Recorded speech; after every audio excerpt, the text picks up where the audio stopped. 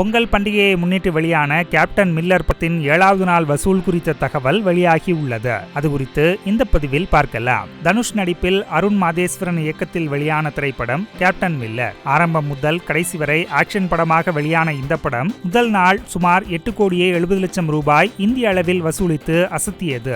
இதற்கு போட்டியாக வெளியான அயலான் திரைப்படம் 4 கோடிக்கும் குறைவான வசூலையே பெற்றது. தொடர்ந்து வசூல் மற்றும் விமர்சன ரீதியாக நல்ல வரவேற்பை பெற்று வரும் கேப்டன் மில்லர் திரைப்படம் தற்போது பொங்கல் விடுமுறை கடந்தும் திரையரங்குகளில் பட்டையை கிளப்பி வருகிறது. இந்த நிலையில் கேப்டன் மில்லர் படத்தின் 7வது நாள் வசூல் குறித்த தகவல் வெளியாகி உள்ளது. அந்த வகையில் சுமார் 40,36,00,000 ரூபாய் வசூலை இந்திய அளவில் பெற்றுள்ளதாக பிரபல சாக்னிக் இணையதளம் தெரிவித்துள்ளது. மேலும் இனிவரும் நாட்களில் கேப்டன் மில்லர் அதிக வசூலை குவிக்கும் என எதிர்பார்க்கப்படுகிறது. அதே சமயம் இந்த படத்தின் வசூல் குறித்து அதிகாரப்பூர்வ தகவலை படக்குழு இதுவரை அறிவிக்கவில்லை என்பது குறிப்பிடத்தக்கது. செய்திகளை உள்ளது உள்ளபடி தெரிந்து கொள்ள ரெஃப்ளெக்ட் நியூஸை சப்ஸ்கிரைப் பண்ணுங்க.